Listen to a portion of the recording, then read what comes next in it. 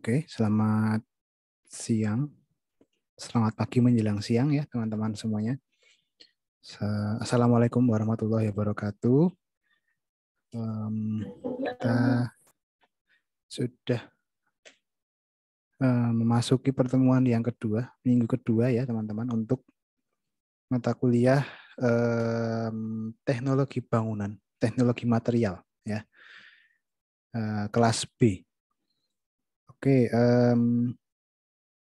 mungkin terlebih dahulu akan saya sampaikan. Jadi ini semua yang akan saya tunjukkan ini selalu saya lakukan di semua mata kuliah ya. Yang saya ampu, saya selalu menunjukkan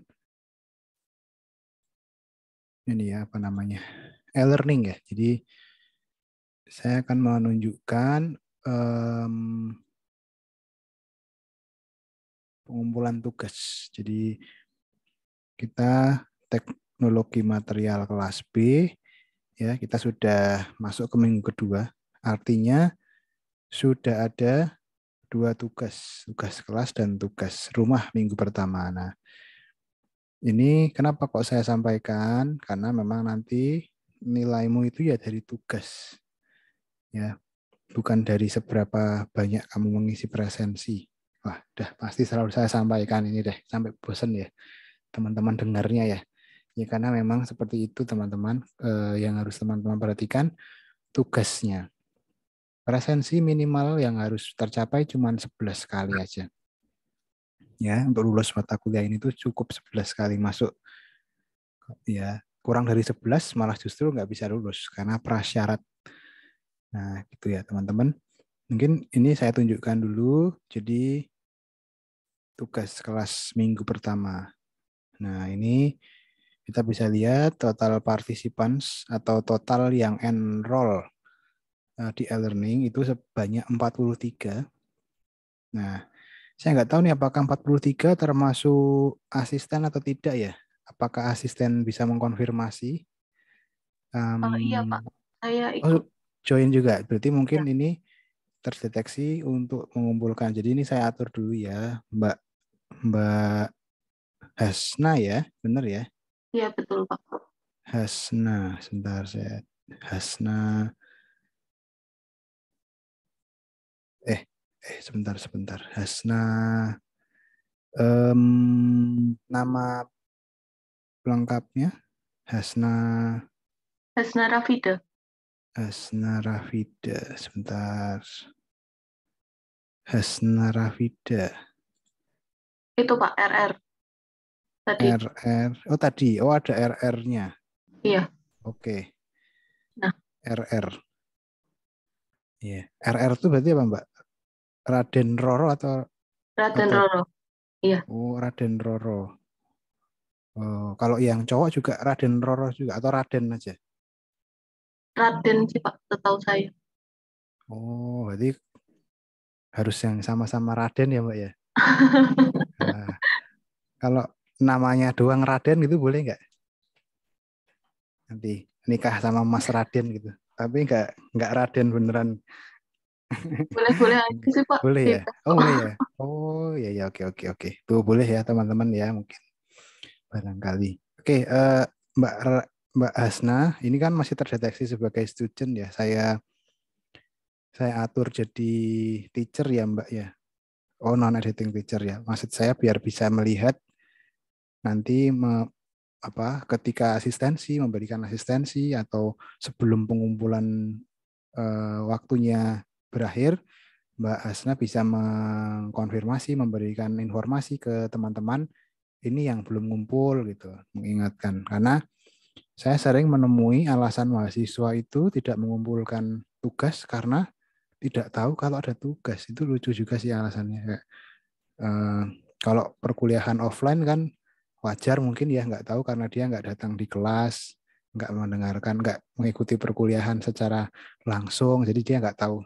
Tapi kalau perkuliahan online seperti ini, yang selalu saya upload di YouTube juga, sampai nggak tahu ada tugasnya kan, sepertinya sesuatu yang kebangetan ya, kayak sampai nggak tahu ada tugas di e-learning, jadi nggak pernah buka e-learning atau gimana nih, saya juga nggak tahu.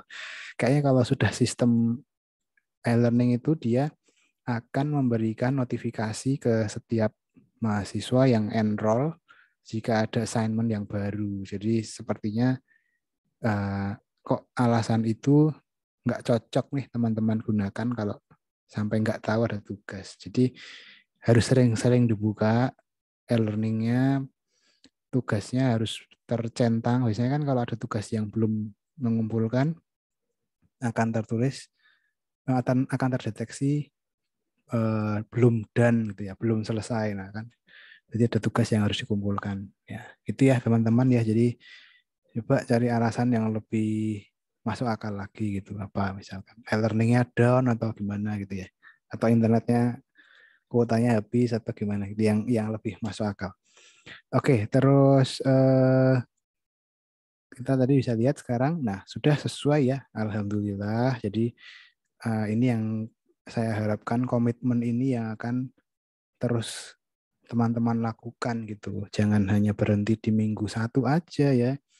Kalau saya lihat itu trennya di minggu-minggu awal itu masih on fire gitu, masih semangat gitu. Tapi tiba-tiba nanti ke belakang itu nggak tahu kenapa seperti ada seleksi alam gitu ya, yang kuat yang akan bertahan atau gimana saya juga nggak tahu.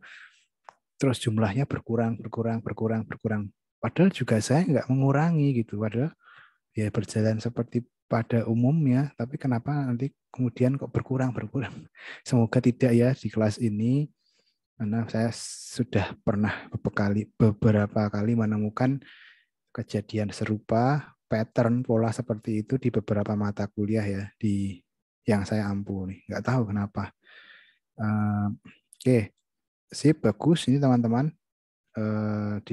Dijaga semangatnya. Berikutnya yang tugas rumah juga kita bisa lihat di sini.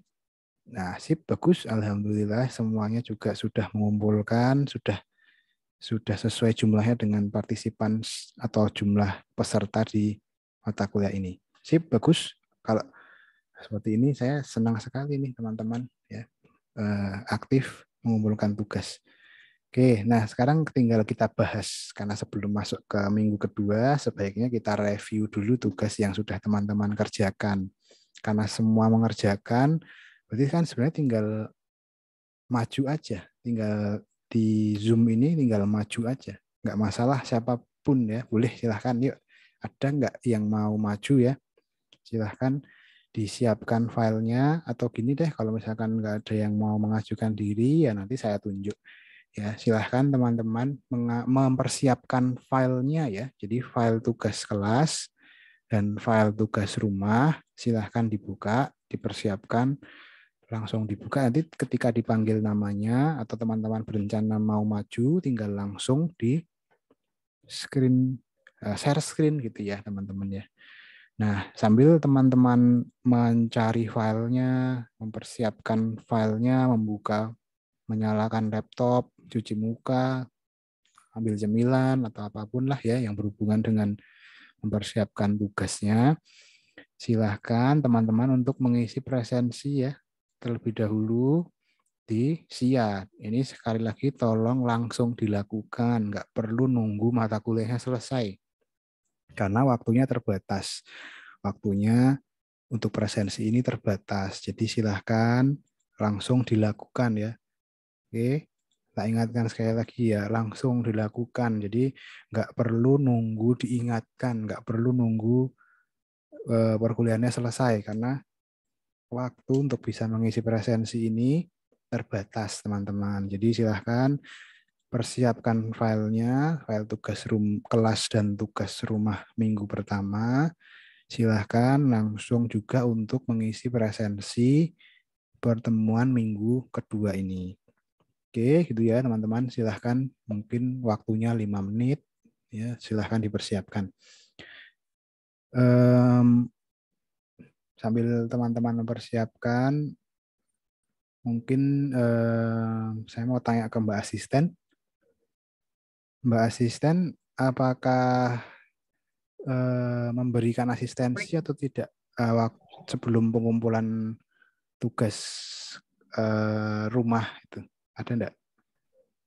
Kalau saya tetap ke asistensi, tapi cuman ada Ah, beberapa aja Pak yang asistensi ke saya. Jadi oh nggak iya. semua.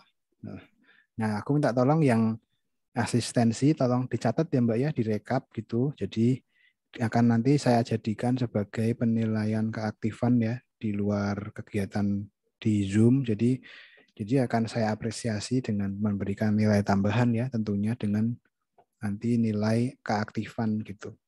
Terus kalau misalkan asistensi pakai apa Mbak Saya biasanya Mbak? asistensinya via chat WA aja Oh Pak. ya, oke. Nah mungkin kalau via chat WA, berarti nanti gimana ya caranya biar bisa direkap ini siapa, NIM berapa gitu. Jadi ya yang memudahkan deh. Mau apakah nanti kamu catat dia jadi nama dan NIM-nya disebutkan atau gimana? Ya, yang penting bisa terrekap ya Mbak ya. Dia siapa Iya gitu Pak. yang asistensi. Iya Pak. Oke, mungkin boleh disampaikan Mbak yang kemarin asistensi berapa orang gitu? Ada nggak 50% dari Eh, kelas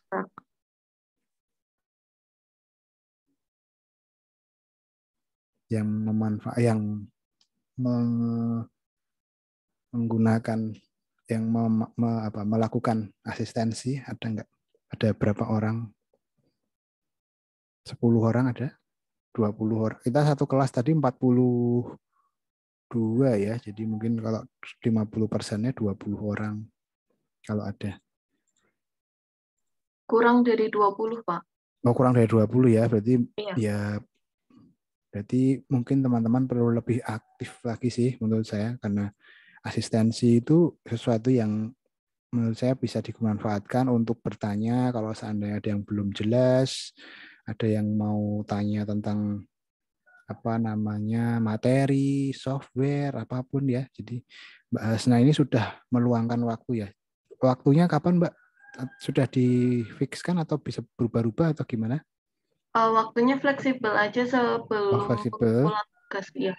Oh, oke. Jadi nggak harus yang semua bersamaan, tapi bebas ya. Misalkan dalam 1 minggu itu mau asistensi kapan gitu ya. Waktunya juga fleksibel juga ya Mbak ya berarti ya. Iya Pak. Oke, lu malah enak banget ya. Jadi nggak harus yang bareng-bareng semuanya. Teman-teman bisa tanya bisa berasistensi dengan Mbak Hasna tentang tugas yang harus dikerjakan sebelum deadline pengumpulan gitu ya Mbak ya. Iya Ya, Pak. oke, oke, sip, sip. Terima kasih sekali nih Mbak Hasna sudah meluangkan waktunya ya untuk membantu teman-teman nih. Jadi teman-teman ayolah yang apa namanya, yang semangat karena Mbak Hasna sendiri juga sudah semangat loh untuk membantu kalian gitu ya. Jangan sampai malah nanti apa nggak dimanfaatkan ya ini apa namanya bantuan dari Mbak Hasna ini gitu. Oke, mungkin oke, sudah waktunya sepertinya sudah cukup untuk mempersiapkan file. Silahkan kalau ada yang mau maju menceritakan hasil kerjanya ya, apa temuannya, tugas kelas, tugas rumah gitu. Tugas kelasnya adalah coba mungkin saya sebagai review soalnya. Jadi tugas kelasnya pertanyaannya adalah apa jenis atau fungsi bangunan tinggi yang kira-kira diperlukan di kota tempat tinggal. Terus kira-kira kenapa fungsi tersebut diperlukan.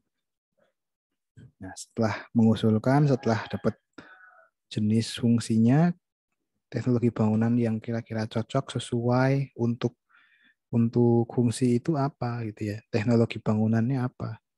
Nah, bisa ditunjukkan dengan studi kasus gitu ya. Mungkin kalau menemukan fungsinya yang cocok apartemen, mungkin ya akan lebih cocok studi kasus teknologi bangunan untuk apartemen. Kira-kira apa sih misalnya? Atau misalkan menemukan fungsi yang cocok untuk di bangunan tinggi di tempat tinggal saya itu kantor misalnya, kantor sewa gitu misalnya. Ya, terus teknologinya apa nih? Teknologi bangunan untuk kantor sewa apa? Itu ya untuk tugas kelasnya.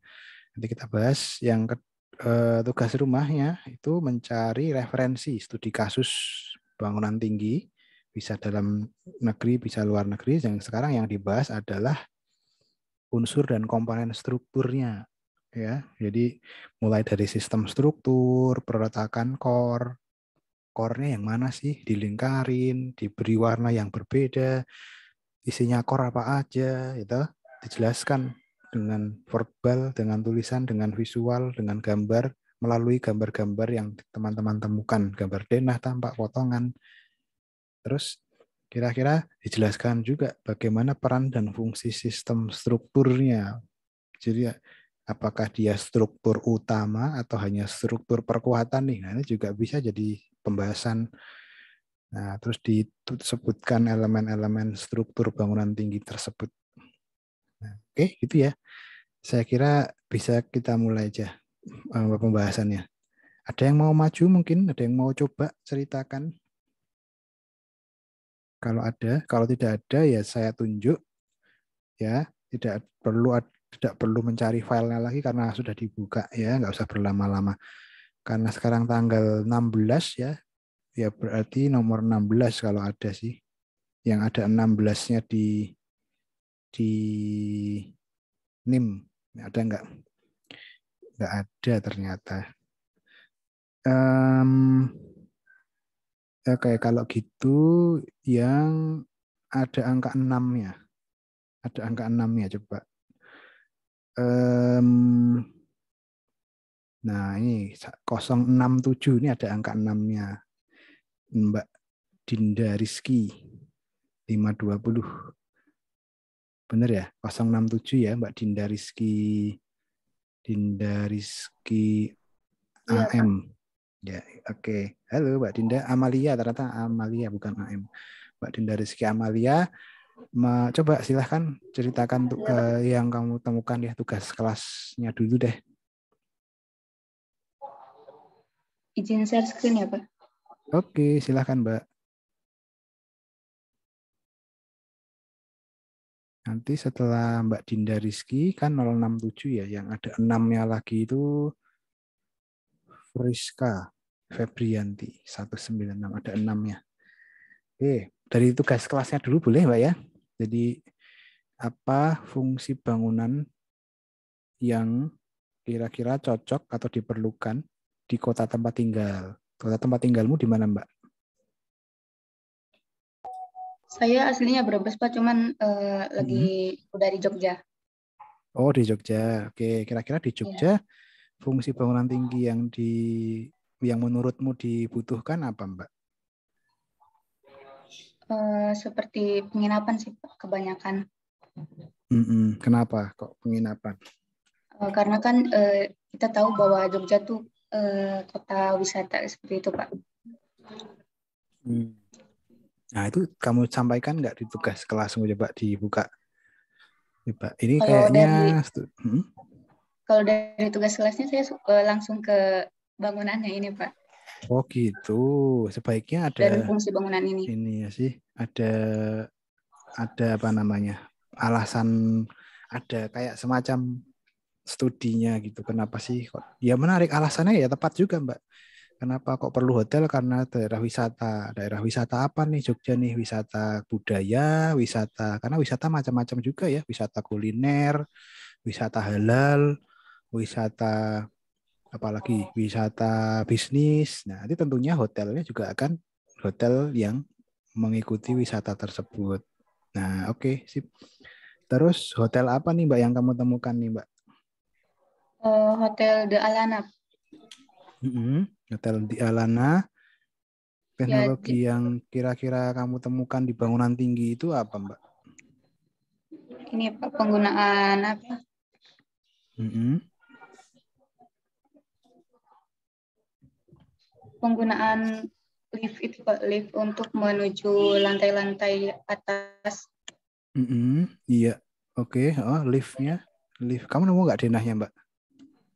Enggak sih, Pak, cuman Hmm, ininya aja. oke. Oke, nah sebaiknya kalau kamu bisa menemukan lift itu, terus kemudian liftnya ada berapa gitu kan, jadi pertanyaan yang menarik ya Pak ya. Kalau ya toh berikutnya kan, kalau kita cepat Kalau nemu denahnya. kalau untuk penjelasan liftnya, jadi lift yang ada pada bangunan ini terdapat 3 lift di setiap lantai, Mm, mm, yang mana sistem liftnya ini pakai tombol apa namanya? Menggunakan tombol sentuh, Pak.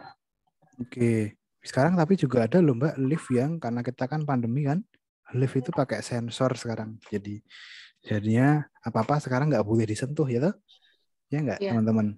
Ya toh. Nah itu sekarang semua sudah beralih ke situ ya. Jadi untuk menekan angka di lift itu udah nggak disentuh lagi untuk mengurangi penyebaran apa namanya virus ya. Oke, terus apa lagi Mbak teknologi yang kira-kira kamu temukan di bangunan tinggi Hotel Alana ini apa? Atau hanya itu aja? Ada lagi nggak? Pastinya Kalau ada yang untuk lain lagi. dari sisi teknologinya seperti itu aja sih Pak, cuman lift aja. Hmm. Yang lainnya Oh. kayak Hmm. jenis plafon material gitu-gitunya aja Hmm. Oke. penggunaan. Apakah apakah eh, ada kolam renang di lantai atas? Ataukah apakah Enggak, tidak ada? ada Pak.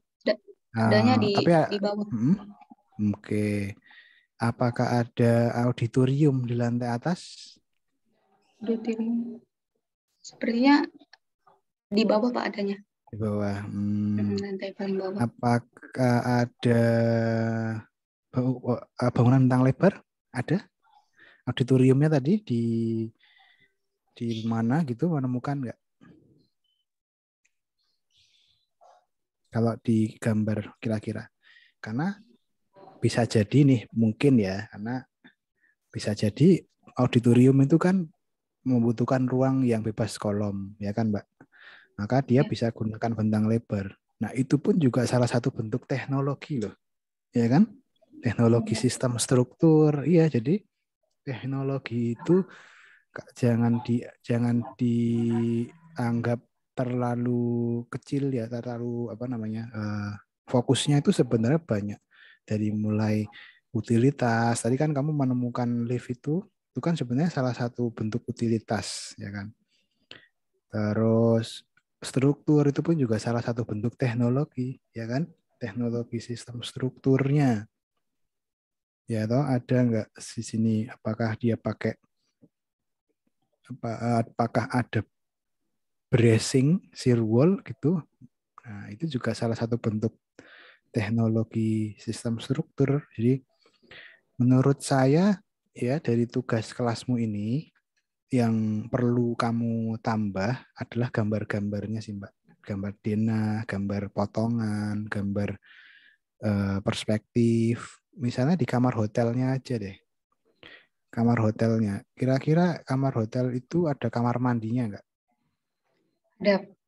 Nah, dengan bagaimana caranya air bisa masuk ke kamar mandi, itu juga sudah menggunakan teknologi utilitas air panas.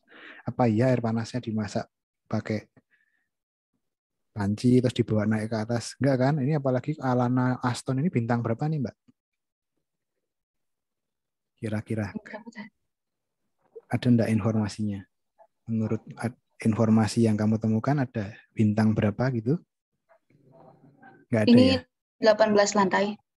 18 lantai loh. Berarti Iya. kan tentunya teknologi sistem strukturnya sudah lebih dari bangunan 10 lantai ya enggak? Lebih tinggi dari 4 lantai, 8 lantai tentunya sistem strukturnya sudah lebih lengkap tuh Mbak. Nah, itu teman-teman perlu temukan tuh. Core-nya di mana, isinya core apa aja, ya kan? Itu Mbak. Nah, maka gambar-gambar penunjangnya menurut saya perlu Mbak Dinda Rizky temukan. Jadi ya gambar-gambar. Nah, apalagi 18 lantai. 18 lantai tangga daruratnya ada berapa nih kira-kira? Itu juga teknologi untuk keamanan ya kan. Nah, kalau melihat dari jenis kamarnya, ada beberapa tipe kamar, itu sepertinya sudah lebih dari bintang 3, pasti ini bintang 4 nih kalau mungkin minimal. Atau mungkin malah bintang 5. Dan juga fasilitasnya mungkin juga kamu juga perlu cari dia apakah hanya auditorium ataukah ada apa namanya restoran ataukah ada gym ataukah ada. Nah, itu juga akan mempengaruhi tipe-tipe hotel juga. Gitu ya Mbak ya. Jadi mungkin cari yang lebih lengkap gambar-gambarnya. Oke. Ya, Pak. Kalau saya pernah ke Alana ini, Alana yang di Jalan Palagan itu, jadi memang di sana itu dia membagi jadi dua masa sih. Ada yang masa khusus auditorium, ini di bagian sini nih. Kalau teman-teman lihat mungkin di sini ada nih. Jadi ada kayak jembatan penghubungnya gitu. Ini jembatannya nih di sini kelihatan. Jadi apa masanya terbagi jadi dua, fungsinya terbagi jadi dua. Yang vertikal itu hotel, yang horizontal, yang apa namanya lebar, dia bentang lebar itu dia untuk auditorium. Nah, bentang lebar bebas kolom. Jadi kalau kamu search aja di internet auditorium Alana, Hotel Alana pasti kan muncul. Di situ dia bebas kolom, terus dia ada ruang apa namanya bisa disekat-sekat gitu. Jadi waktu itu sekatnya dibuka jadi full full bisa seluruhnya dipakai. Nah, itu juga teknologi kan, teknologi ruang apa namanya bentang lebar ya, ruang yang memungkinkan bebas kolom. Bentangnya lebih dari 20 meter biasanya, bentang jarak antar kolomnya. Oke, ini Alana. Oke, sekarang yang tugas rumah, Mbak. Boleh kamu tunjukkan tugas rumahnya, soalnya adalah diminta untuk mencari referensi atau studi preseden bangunan tinggi, ya apapun fungsinya bebas, nggak harus hotel lagi kan, bebas. Yang sekarang yang difokuskan adalah menjelaskan, menjabarkan sistem struktur, komponen struktur, unsur-unsur elemen struktur. Nah, boleh coba diceritakan, Mbak. Ini bangunannya apa, di mana, berapa lantai, unsur strukturnya yang kamu temukan apa, di mana, gambarnya ada nggak? Ini sudah terlihat yang City Crop Center belum, Pak? Sudah, boleh coba Sudah. diceritakan coba. Ya, jadi bangunan yang saya temukan adalah City Crop Center, yang mana lokasinya di New York, dan arsitek yang membangun ini ada Hughes Tobin sama Emery Roth. Fungsi dari gedung ini adalah sebagai kantor pusat First National City Bank atau Later City Bank. Jadi untuk konsep desain dari bangunan ini, konsep menara dengan dinding tirai yang ringan, cerah dan mudah dibersihkan yang memiliki spandrel aluminium alami untuk menjadikan bangunan ini simbol perusahaan yang dapat dikenali dan diingat. Selain itu berkonsep bentuk atap yang ekspresif dan praktis. Ini gambar dari layout bangunannya. Dari layout ini bisa terlihat bahwa inti pusat gedung ini adalah bentuk segi 8 memanjang yang tidak tergantung pada kolom. Terus terdapat 4 ruang publik milik pribadi termasuk alun-alun, ruang terbuka melalui blok arcade, dan ruang pejalan kaki tertutup. Daya tarik utama pada gedung ini adalah atrium 7 lantai. Terus terdapat 6 titik akses dari jalan-jalan sekitarnya. Terus selanjutnya memiliki mobil lift bertingkat ganda, mengurangi inti sirkulasi vertikal dan membuka lebih banyak ruang untuk kantor. Dan kolom-kolom dari gedung ini itu sedikit menjorok dengan alasan karena untuk melindungi bangunan gereja yang ada di bawahnya, sehingga kolom yang pertamanya dirancang setiap sudut ada dipindah menjadi ke tengah-tengah sisi ini, Pak. Terus selanjutnya ini desain strukturnya. Bahan yang digunakan untuk struktur adalah baja dan beton. Lengkapnya seperti ini. Terdapat diagonal bracing, terus tiver central kolom yang di tengah, dan konkret kolom yang berwarna hijau ini, Pak.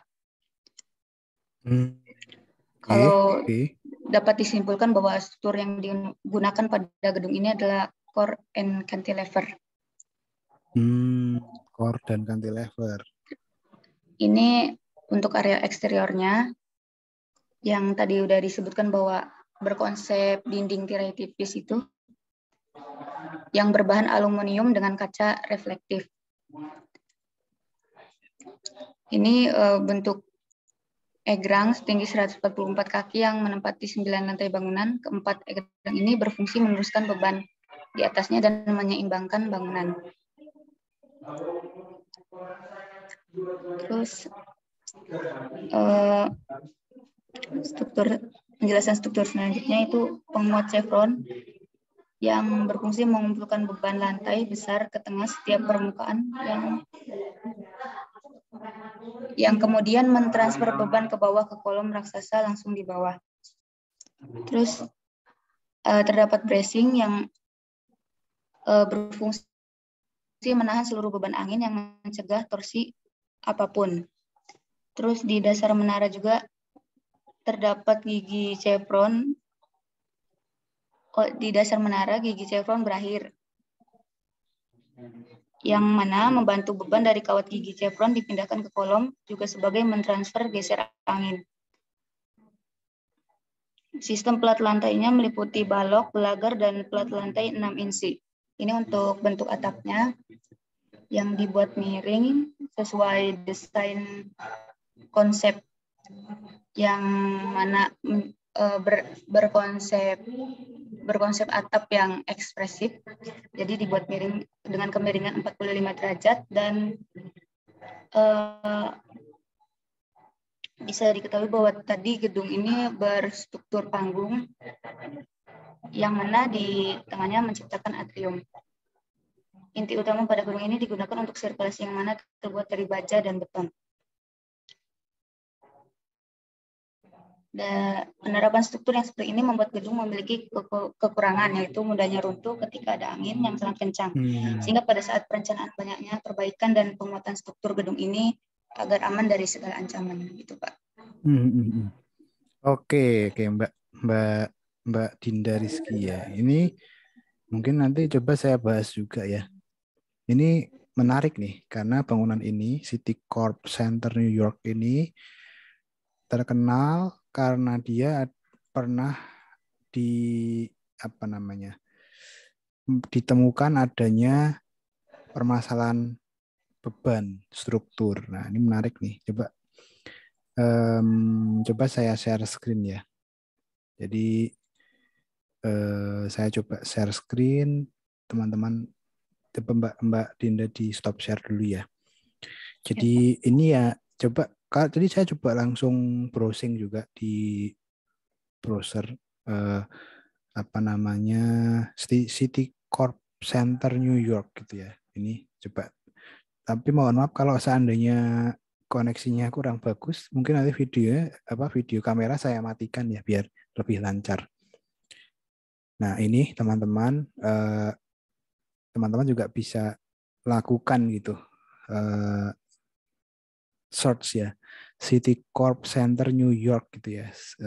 Nanti di sini muncul Citicorp Center Engineering Crisis. Nah, ini ternyata ada ceritanya.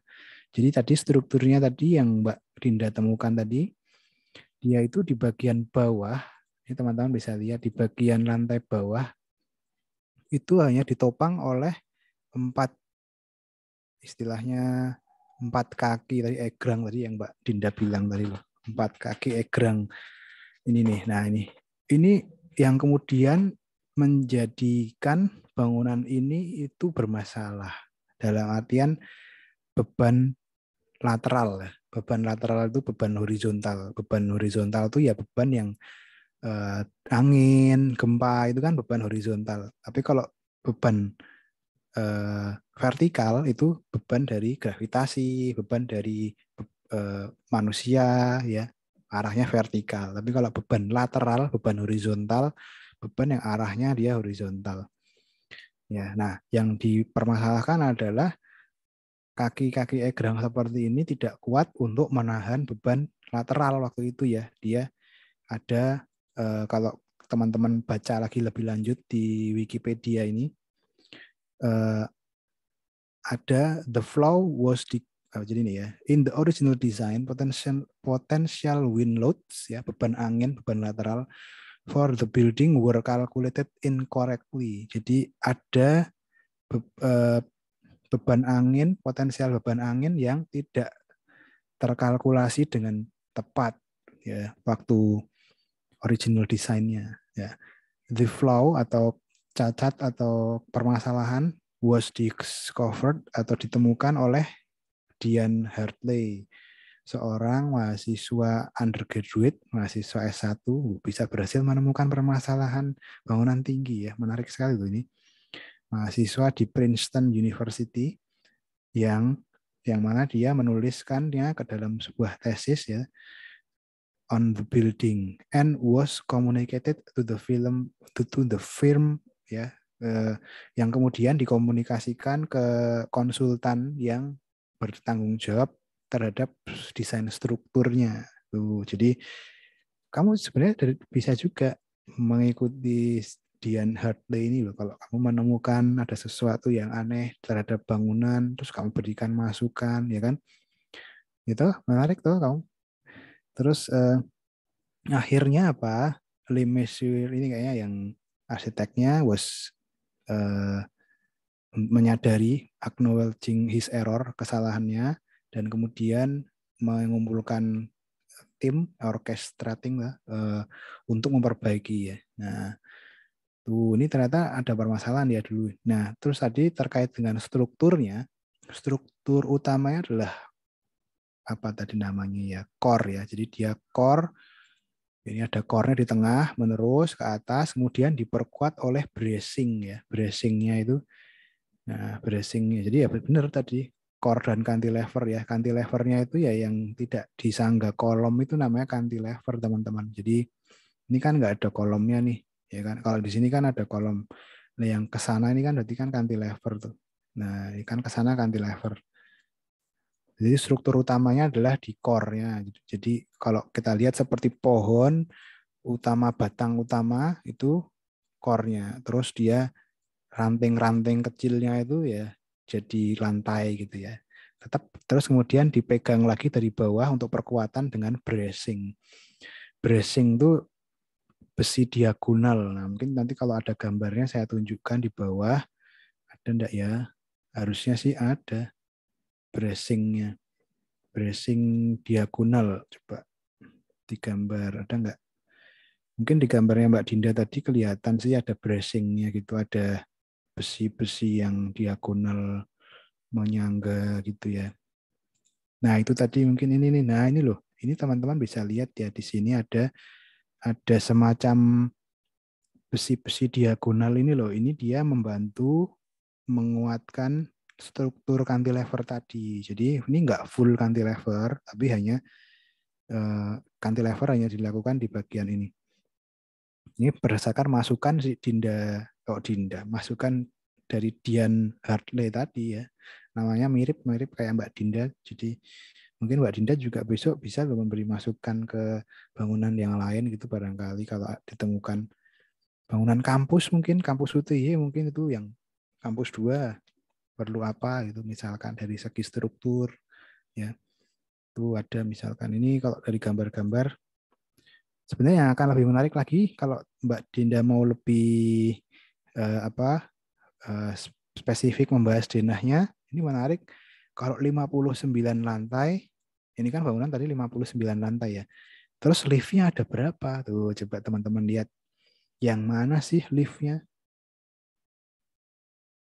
Yang mana teman-teman? Tahu enggak? Ini core-nya. Nah, ini kan ada core-nya. Nah, ini lift itu ya biasanya tergambarkan dengan kotak dan ada silangnya tuh biasanya. Jadi kira-kira liftnya ada berapa tuh teman-teman? Ada 1, 2, 3, 4, 5, 6, 7, 8 gitu. Tuh, tapi ternyata liftnya juga ukurannya ada macam-macam ya. Oh ini yang ini mungkin bukan lift ya. Nah atau shaft ya. Nah itu juga bisa. Jadi yang ini mungkin ini malah shaft ya. Ini yang di sini. Nah itu malah mungkin shaft. Nah mungkin itu perlu perlu diidentifikasi juga ya, isinya core apa aja. Oh ternyata tangga daruratnya ada 2 nih, 1, 2. Terus toiletnya ada cowok, cewek. Ada lagi di sini toilet apa nih?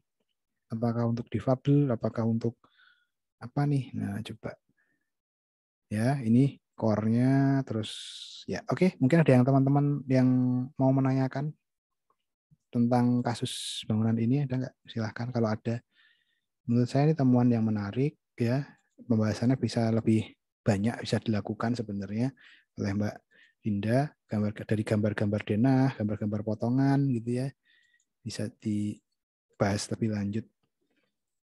Kalau fungsinya tadi apa Mbak Dinda? Terus Central City Bank, Pak. Citibank. Jadi satu fungsi aja ya, tidak yang multi mix use gitu ya, multi fungsi ya. Iya, kalau iya, Pak. Oke. Di tahun 1977 Citigroup Center ini menjadi bangunan tertinggi di dunia nomor 7. Jadi waktu tahun itu 77 itu ya saya belum lahir juga sih. Ini sudah ada gitu. Jadi bangunan tinggi itu bukan sesuatu hal yang baru ya teman-teman ya, sudah umum, sudah lumrah, bahkan sudah jadi apa namanya ya, ini sudah biasa gitu bangunan setinggi ini. Jadi gak usah khawatir nih teman-teman, desain bangunan tinggi banyak contohnya, banyak yang bisa ditiru, banyak yang kalau dari ketinggiannya ini termasuk bangunan high rise atau skyscraper atau apa nih Mbak? Ada nggak informasinya? Ketinggian bangunan? Enggak nemu sih, Pak. Belum Nggak belum nemu ada. ya. Nah, karena kalau nanti lebih dari 150 meter maka dia disebut skyscraper ya. Ya mungkin coba kita kalikan aja, mungkin per lantai. Ada nggak ya gambar potongan di sini?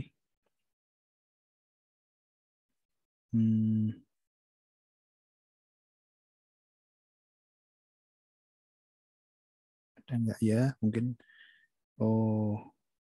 masuknya skyscraper sih mungkin. Karena kayaknya udah tinggi sekali sih. Lebih dari 150 meter kayaknya. Oh ini nih, 915 feet. Jadi kaki ya. Satu kaki itu kurang lebih 30 cm. Ya, 30 kali 900 udah 270 meter ya. Jadi ini hampir hampir super tall ya. Hampir bangunan super tall. Masuk skyscraper berarti. Oke, nah itu ya teman-teman ya.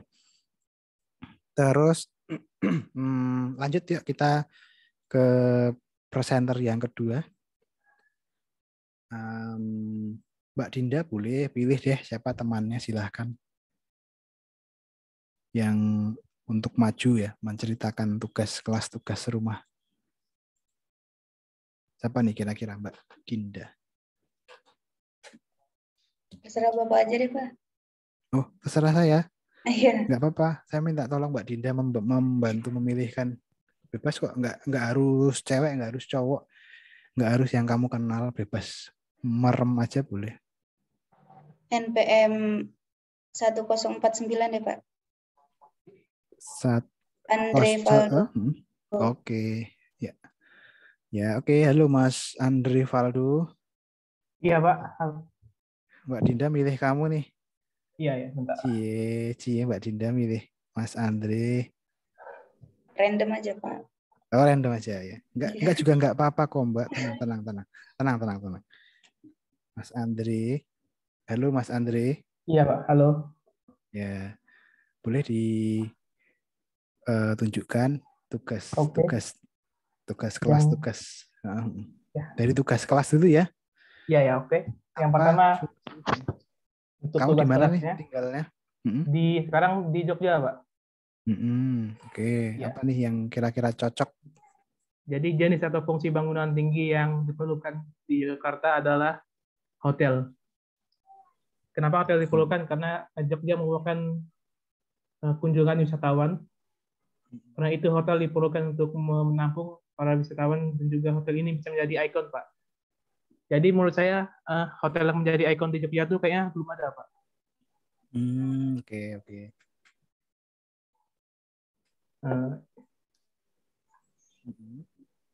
Tapi Salah apakah harus satu bangunan tinggi? Nah, itu juga jadi pertanyaan juga ya. Apakah Jogja butuh bangunan tinggi? Nah, itu juga jadi pertanyaan. Kira-kira karena di Jogja itu, nah ini malah agak melenceng sedikit nggak apa-apa ya. Karena ya di Jogja itu ada budaya ya namanya. Mungkin kalau yang orang Jogja bisa mengkonfirmasi, bangunan tidak boleh, kalau yang tinggal di sekitar keraton mungkin bisa mengkonfirmasi ya. Keraton itu akan jadi acuan. Bangunan tidak boleh melebihi tinggi keraton. Itu loh, biasanya kayak gitu. Karena budaya kerajaan masih sangat kental di Jogja. Jadi teman-teman mungkin kalau yang belum tahu, keraton itu kan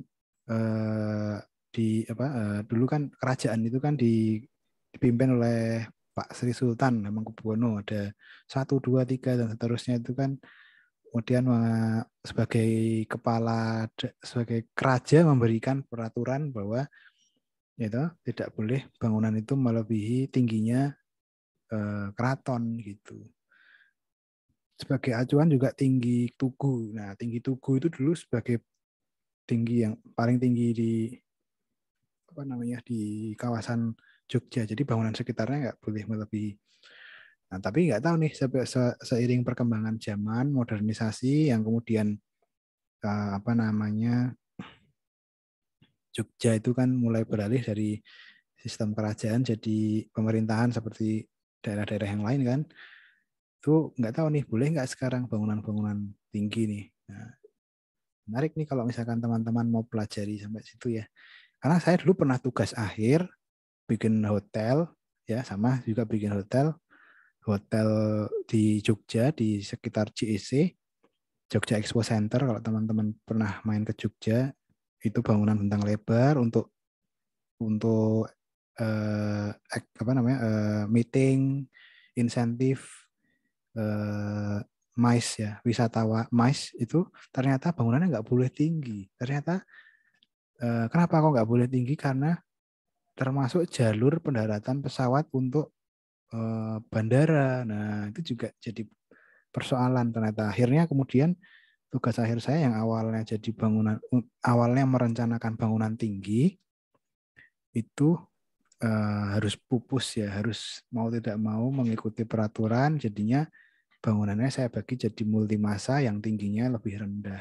Nah, gitu loh ternyata. Jadi teman-teman mungkin kalau seandainya sampai ke sana kan lebih menarik. Ini kan sebenarnya tujuannya dari tugas ini sebenarnya bisa digunakan untuk merencanakan tugas akhir juga ya. Jadi gitu mengusulkan kira-kira mau bikin apa. Ya oke Mas, coba diceritakan Mas, hotel apa nih yang seperti apa yang kamu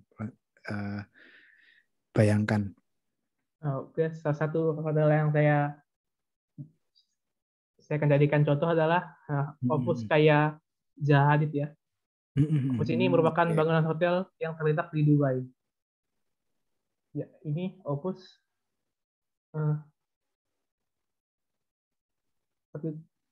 Opus ini mulai dibangun tahun 2007 dan selesainya tahun 2017. Jadi ada 10 tahun pembangunan. Oke. Opus ini mempunyai fungsi sebagai service apartemen, hotel, dan juga kantor. Jadi mempunyai fungsi gabungan. Ini ya potongan dari Opus. Opus memiliki tinggi 93 meter. Untuk jumlah lantainya ada 21 dan ground floor-nya ada 5 lantai. Opus memiliki 60 apartemen dan juga 93 kamar hotel. Ini bentuk dari Opus. Opus memiliki ini skornya dan juga Opus ini menggunakan struktur beton dan juga baja. Nah, ini untuk struktur bangunan. Kenapa saya mengambil Opus? Ya karena ini salah satu bentuk fasad yang organik. Jadi untuk mewujudkan bentuk yang seperti ini, Opus menggunakan dua struktur gabungan, yaitu beton dan juga baja. Baja digunakan untuk membuat fasad yang bentuknya organik, yang tidak lurus saja atau tidak kotak. Jadi memiliki keunikan tersendiri di gedungnya. Nah, ini untuk denah bangunannya. Ini ada kolomnya, dan juga ini ada core bangunan. Terhadap. Oke. Iya. Oke deh, kita bahas dulu ya. Ini menarik nih. Jadi ini karya yang baru. Jadi baru selesai 2017. Jadi masih anget-angetnya nih. Ya toh? Kalau karya yang punya Mbak Dinda tadi mungkin sudah berumur ya. Kan tahun 77 kan. Umurnya aja udah 40 tahun lebih ya berarti ya. Hampir 50 tahun. 50 tahun ya mungkin.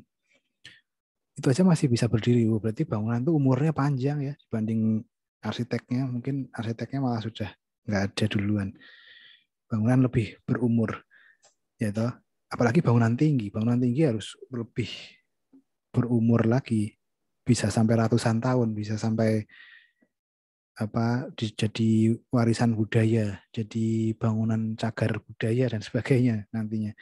Nah, ini kalau bangunan-bangunan yang baru ini seperti ini biasanya kemudian teknologinya nih baru juga. Nah, maka mungkin teman-teman mulai melihat ya kalau dari contoh bangunan yang Mbak Dinda tadi mungkin bentuk-bentuknya masih formal ya, masih yang ya enggak, mungkin teman-teman menyadari enggak bangunannya itu bentuknya masih yang simetris, masih yang istilahnya formal ya kan. Kalau yang ini tadi istilahnya Mas Andre tadi organik. Nah, ini menarik juga nih istilah-istilahnya kayak gitu ya.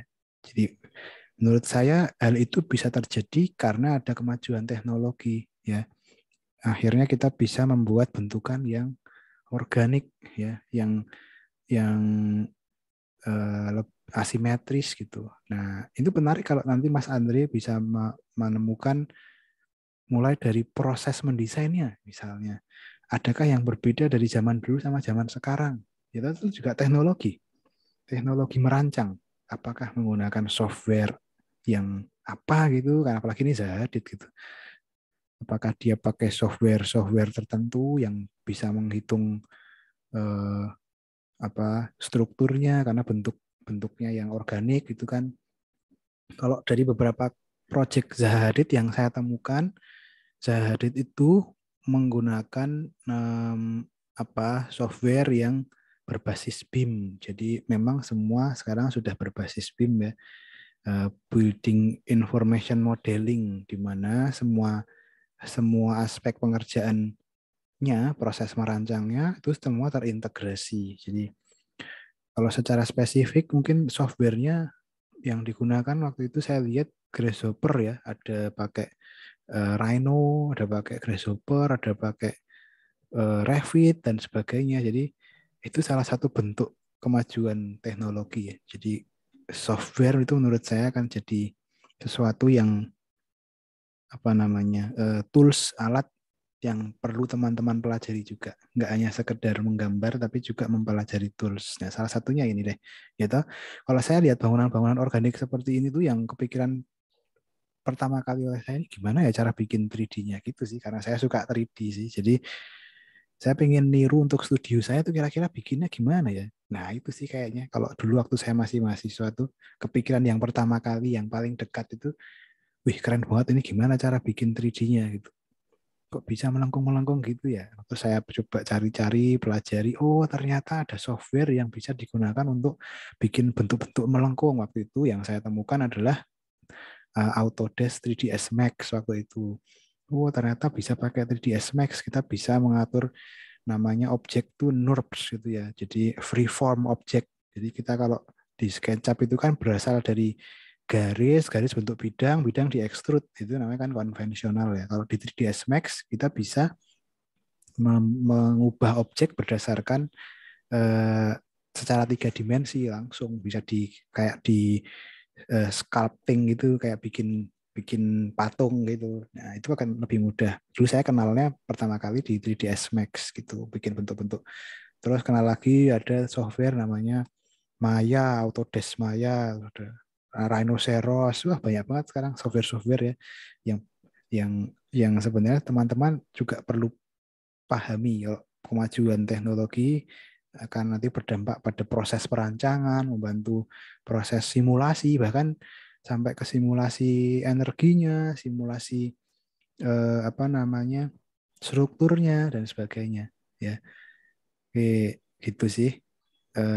Bagus Mas Andre, kasus yang diangkat menurut saya bangunan yang masih hangat ya, bangunan yang masih baru itu yang dari arsitek yang juga sangat terkenal sekali. Siapa sih yang nggak kenal Zaha Hadid gitu, ya kan?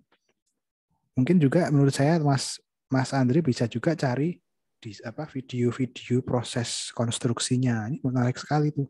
Dia konstruksinya gimana ya? Kalau ada bentukan yang ya toh lubang seperti itu konstruksinya, terus video misalkan pemasangan fasadnya tadi yang dibahas tadi dan sebagainya itu menarik Mas. Ya, mungkin saya bisa coba tunjukkan sih beberapa temuan juga yang secara sekilas sih saya temukan. Jadi ada ini coba saya share screen ya. Barangkali kalau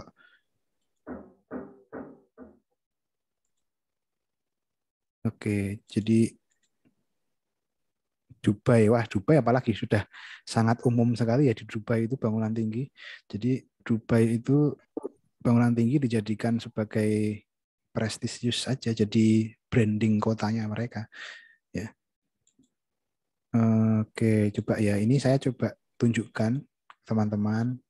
Saya Opus Zahadid Design PDF dah gitu aja misalkan munculnya banyak sekali dari situsnya Zahadid sendiri. Ini kita bisa lihat bahwa ternyata organik itu ditemukan tidak hanya di eksteriornya tapi juga sampai ke interiornya teman-teman. Bahkan kaca kamar mandinya pun juga organik gitu. Jadi istilahnya istiqomah ya. Istiqomah itu kalau bahasanya komitmen. Kalau sekali organik ya organik sekalian semuanya. Bahkan sampai wastafelnya itu loh. Wastafelnya organik juga. Ini kan jadi teknologi juga, teknologi material gimana bikin kaca yang bisa ada lampu-lampu LED-nya kayak gini gitu. Terus wastafel yang bisa bentuknya nggak umum kayak gini kan. Jadi menurut saya ini contoh yang menarik Mas Andre bahas bisa sampai dalam ya, teknologi material yang digunakan di dalamnya, teknologi bahkan sampai ke furniturnya ya teman-teman bisa lihat kursinya tuh lihat ya kursinya itu aja juga sampai organik juga wall dindingnya juga elemen organik itu juga selalu muncul. Jadi ya itu tadi saya bilang istiqomah. Jangan hanya cuma di bagian eksteriornya aja, tapi dalamnya juga. Lampu-lampunya itu. Terus ini mungkin ada lagi sih banyak kalau mau dicek. Ini dari Zahadidnya langsung ya, nah ini ada video nggak? Coba kita lihat video coba. Mungkin masih loading, tapi kalau teman-teman mau cek mungkin bisa masuk ke websitenya. Ini ada videonya sih harusnya. Oke, coba. Nah ini saya juga menemukan ini menarik sih. Life transform into art. Jadi mungkin kalau yang teman-teman belum tahu Zahadid itu background-nya sebenarnya dia bukan arsitek, tapi dia itu adalah matematika wati. Dia tahu kalau cewek kan wati ya, nggak wan ya. Jadi background-nya dia itu adalah belajar matematika. Jadi itulah kenapa menurut saya itu juga dan dia juga mengkonfirmasi juga bentuk-bentukan yang dihasilkan itu semua dari rumus-rumus matematika ya, persamaan matematika. Jadi itulah bentuknya organik ya, menyerupai alam gitu. Jadi ada rumus matematika yang digunakan. Nah, atau istilahnya tuh kalau Zahadid itu parametrik arsitektur ya. Parametrik arsitektur, coba kalau teman-teman search ya, parametrik arsitektur. Ini juga metode yang digunakan beberapa arsitek yang lain gitu ya. Ya, itu jadi bentukan-bentukan organik, terus menyerupai alam. Jadi intinya parametrik itu ada parameter yang digunakan. Jadi berupa angka, ada angkanya, ada acuannya, ya matematika itu tadi ya.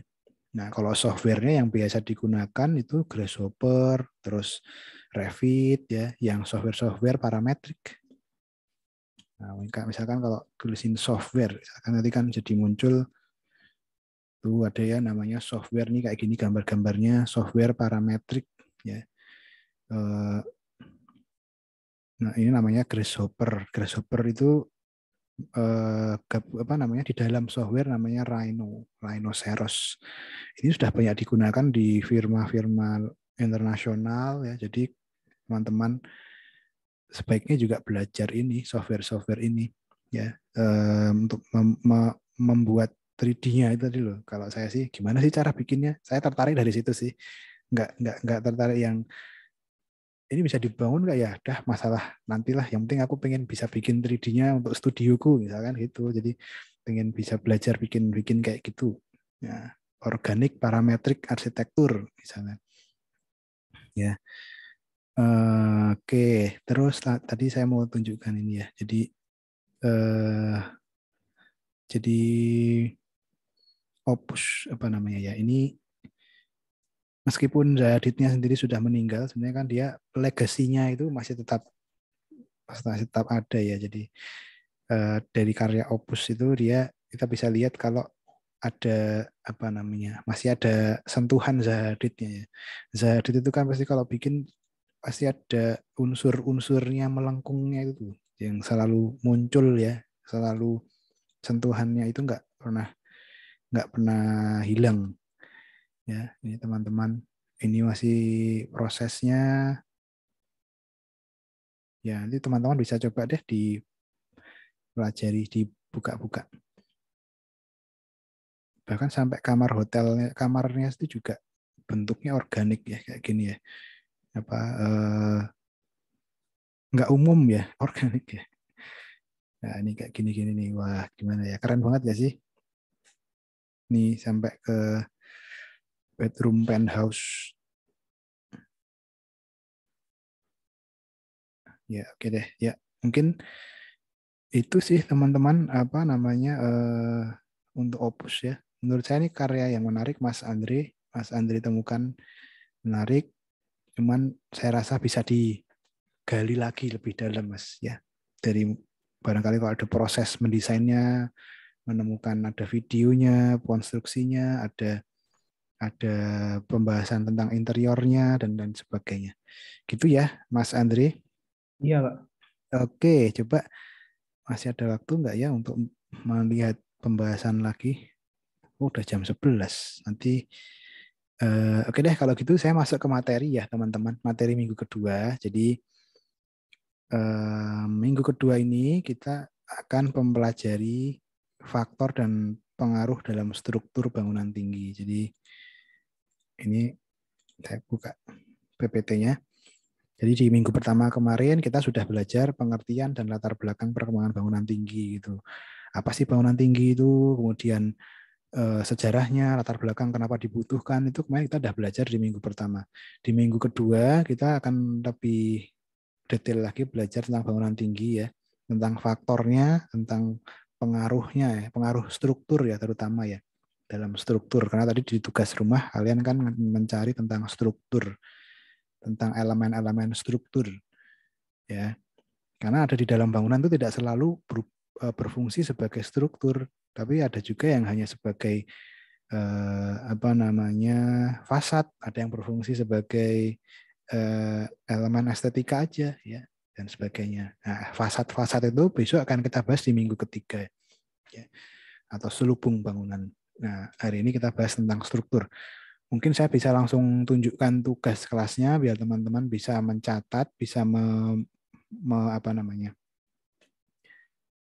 menuliskan, langsung mulai mengerjakan sambil saya menjelaskan. Karena nanti yang saya jelaskan itu ya ada di dalam jawaban soal ini, jawabannya ada di dalam nanti saya menjelaskan gitu ya. Jadi teman-teman saya minta untuk menyebutkan dan menjelaskan faktor dalam merancang bangunan tinggi ya. Nanti bisa kalian perhatikan materinya, terus kemudian inovasi dan peran teknologi pada bangunan tinggi. Tadi sudah saya singgung sedikit inovasi dan peran teknologi, dari inovasi software, teknologi simulasi, teknologi proses merancangnya, teknologi proses konstruksinya, ya kan? Gimana cara bawa semen ke lantai 100, ya itu kan juga teknologi juga. Nah, mungkin di video konstruksi akan lebih kelihatan ya. Ya.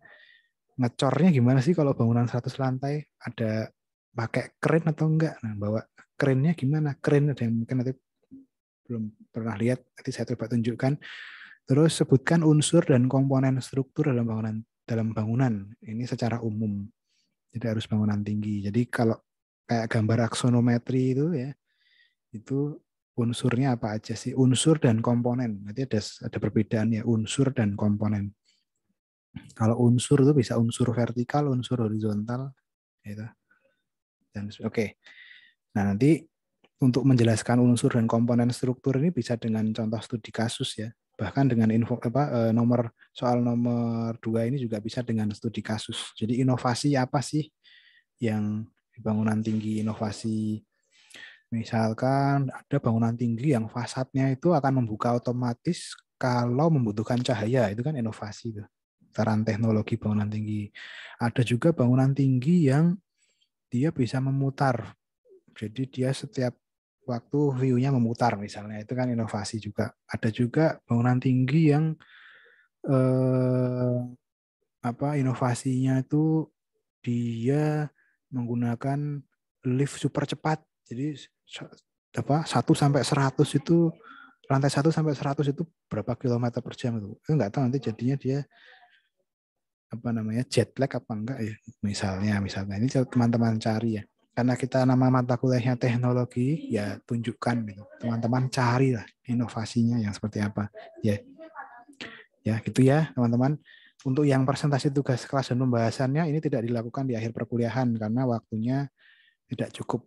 Kalau dulu kan 4 SKS cukup ya, kalau sekarang hanya 3 SKS, jadi nanti dikumpulkan di hari yang sama di perkuliahan, nanti malam, biasanya di jam 9. Oke, ada yang mau tanyakan untuk tugas kelasnya? Silahkan dicatat, difoto, diingat-ingat, jangan sampai lupa. Oke, berikutnya saya lanjut ya kalau gitu ke tugas rumah ya, biar bisa langsung saya sampaikan. Nah, tugas rumah, kalau besok minggu 3 itu mau membahas tentang selubung bangunan atau building envelope atau kulit bangunan, ya maka teman-teman saya minta mencari studi kasus ya bangunan tinggi yang teman-teman jabarkan dia selubung bangunannya apa sih, ya kan? Logikanya semakin tinggi bangunan anginnya semakin kencang, ya kan? Pastinya ada perlakuan terhadap selubung bangunan. Nah, coba teman-teman ceritakan tuh pakai apa dia, teknologinya apa, materialnya apa. Ada bangunan tinggi yang pakai karena saking tingginya atau karena ada angin yang kencang dan perubahan iklim yang signifikan, dia sampai menggunakan material anti peluru ya. Bahan Kevlar itu ada juga. Jadi teman-teman jangan kaget kalau material-material yang digunakan untuk bangunan tinggi itu sudah high end ya, istilahnya advance material, enggak yang seperti bangunan-bangunan tingkat rendah gitu ya, kayu, bambu. Bambu ada nggak ya yang dipakai untuk bangunan tinggi misalnya? Coba deh teman-teman cari materialnya apa gitu. Jadi teknologi dan material pada bangunan tersebut. Bisa juga teknologi itu membahas, sekarang kamu punya bangunan tinggi, kamu punya jendela. Jendela kan bisa kotor juga ya. Kira-kira cara bersihkannya bagaimana? Nah, apakah ada alat tertentu yang bisa dimanfaatkan untuk membersihkan jendela bangunan 100 lantai misalnya? Gimana caranya? Apakah pakai robot Apa pakai drone atau pakai apa nih, coba teman-teman cari gitu. Ya, bangunan-bangunan tinggi ya. Sudah enggak yang bangunan-bangunan rendah lagi nih teman-teman. Jadi fokuskan ke bangunan tinggi. Ya, gitu ya. Tugas rumahnya. Terus ada enggak firma-firma konsultan yang membahas tentang struktur? Bisa juga kamu jelaskan. Firma yang membahas tentang konsultan yang fokusnya ke fasad bangunan tinggi misalnya, dan sebagainya. Silakan. Saya harapkan teman-teman bisa menemukan dengan gambar yang lengkap ya, sampai disertai video. Jadi biar teman-teman bisa belajar itu secara holistik, menyeluruh, jangan cuma dari satu gambar, dua gambar, tapi menyeluruh ya, untuk belajar bareng-bareng, untuk sharing ke teman-temannya juga. Jadi kita belajar dari kalian untuk kalian gitu. Oke. Mungkin saya bisa lanjut ke materinya. Jadi teman-teman, ini minggu kedua. Mungkin nanti saya cepat-cepat aja, nggak usah terlalu lama. Faktor dan pengaruh dalam struktur bangunan tinggi. Jadi pada dasarnya, faktor dasar dalam merancang ya arsitektur itu terbagi jadi 3 hal ini teman-teman. Gedung ya, bangunan gedung apapun ya, gedung tinggi maupun gedung rendah ataupun semua bangunan itu direncanakan 3 hal ini. Dari segi sistem arsitektural, sistem struktur, dan sistem mekanikal elektrikal. Jadi nantinya ini juga akan masuk ke dalam dunia kerja. Teman-teman itu nanti akan kerja terbagi jadi beberapa sub pekerjaan. Pekerjaan arsitektural, pekerjaan struktur, pekerjaan ME. Nanti di studio pun juga gitu, teman-teman menggambar menjadi 3 jenis gambar arsitektural, gambar struktur, gambar ME. Jadi teman-teman harus pahami dulu ya, ini lingkupnya, kolaborasi multifaktor. Jadi kalau di arsitektur itu nggak ada yang paling bisa, semua harus kerja tim. Tapi kita sebagai arsitek nantinya akan jadi kepala proyek ya, yang mengepalai mengepalai multifaktor ini. Maka arsitek itu dituntut untuk mengetahui, memahami semua hal. Jadi jangan heran kalau kamu sekarang kuliah belajarnya macam-macam, nggak cuma mendesain tapi juga mempelajari struktur, juga mempelajari mekanikal elektrikal, juga memahami material, memahami semuanya deh. Jadi arsitektur itu learning everything ya, about something, about everything gitu, mempelajari semua hal. Tapi mungkin kapasitasnya hanya kecil-kecil aja, nggak seperti teknik sipil, yaitu mempelajari sesuatu dengan detail. Ya, tapi cuma di satu hal aja, struktur aja. Tapi dia kalau ngomongin arsitektural, ngomongin ME mungkin nggak begitu paham. Tapi kalau ngomongin struktur dia bisa sampai ngitung, bisa sampai mengetahui beban. Nah, kalau kita cukup memahami aja. Jadi itu ya teman-teman. Masa mau jadi kepala proyek tapi nggak bisa ngomongin struktur, kan lucu ya nanti. Ya itulah tuntutan arsitek, harus bisa memahami semua segi dari pekerjaannya. Oke, terus ini juga yang perlu teman-teman ingat selalu nih. Jadi structure itu follow social space. Jadi struktur itu kedudukannya di bawah kebutuhan ruang. Jadi jangan sampai keliru, jangan sampai terbalik-balik. Ada orang yang desain mulai dari kolom dulu. Loh, ngapain? Desain itu dari kebutuhan ruangnya dulu. Ya enggak? Ruangnya butuh luas, maka kolomnya gunakan bentang yang lebar, bentang yang jauh, ya kan? Jadi jangan kebalik-balik. Kebutuhan ruangnya dulu. Jadi struktur nggak boleh merusak kebutuhan ruang. Jadi kalau di pekerjaan yang namanya struktur itu setelah ketemu kebutuhan ruang. Jangan dibalik-balik. Saya mau bikin dari strukturnya dulu baru ruangan yang ngikutin, nggak gitu. Jadi kebutuhan ruangnya dulu. Apakah butuh luas, butuh kecil, butuh luasan berapa, baru struktur itu mengikuti. Nggak. Jadi jangan sampai, makanya kalau ada desain yang strukturnya mengganggu fungsi, itu namanya desainnya nggak berhasil. Nah, itu ya. Jadi struktur selalu mengikuti fungsi ruang. Nah, fungsi struktur itu menyalurkan beban. Jadi intinya itu teman-teman. Beban yang harus disalurkan oleh struktur itu ada beban vertikal, beban horizontal, itu semua harus tersalurkan sampai ke pondasi. Udah gitu aja. Fungsi kehadiran struktur itu cuma itu. nggak lebih. Ya mungkin bisa dijadikan estetika misalkan, nggak masalah. Tapi utamanya struktur itu menyalurkan beban, beban angin, beban gempa, beban suhu, beban iklim dan lainnya. Ya, maka struktur harus menyambung sampai pondasi, jangan sampai tiba-tiba terputus tuh. Ini gimana bebannya nggak tersalurkan? Ya, harus bisa sampai ke dalam substruktur ke pondasi. Jadi struktur nanti ada struktur bagian atas, ada struktur bagian bawah. Upper structure, ada substructure. Nah, oke ya, gitu ya. Ini jangan sampai kebalik-balik. Studio ini masih sering saya temukan strukturnya mengganggu fungsi. Jadi nggak boleh. Oke, nah ini kemudian pola pemikiran perancangan struktur. Sama kayak mendesain. Mendesain itu ada proses tahap mencari alternatif, kemudian memilih, membandingkan, menganalisis dan seterusnya. Sama. Struktur juga gitu. Struktur itu direncanakan berdasarkan pertama dari faktor utama yaitu kebutuhan ruang. Dari segi fungsional, estetika, dan konstruksi. Ya. Kemudian dari segi faktor lingkungan, berikutnya dari iklimnya apa, materialnya kira-kira cocok nggak ya untuk diletakkan di negara 4 musim, ya kondisi tanahnya gimana, ya itu faktor lingkungan. Faktor berikutnya dalam memikirkan perancangan sistem struktur juga dari bentuk bangunannya, bentuk bangunan organik tadi yang Mas Andri temukan tadi, kira-kira sistem struktur yang cocok apa, itu pasti akan berbeda ya dibandingkan bentuk-bentuk formal simetris gitu ya. Apakah memanjang, apakah tinggi, apakah bentang panjang, bentang lebar gitu ya. Nah, terus berikutnya, faktor yang berikutnya itu teknologi yang berkaitan terhadap bangunannya dalam melakukan desain, menganalisis perlengkapannya, ada nggak, tersedia nggak di lokasi itu. Kalau lokasinya bisa terjangkau nggak sama truk molen. Sama truk molen tuh truk yang membawa semen itu loh. Karena bentuknya seperti molen kan jadinya truk molen. Semen truk gitu. Semen truk yang membawa semen bisa masuk nggak?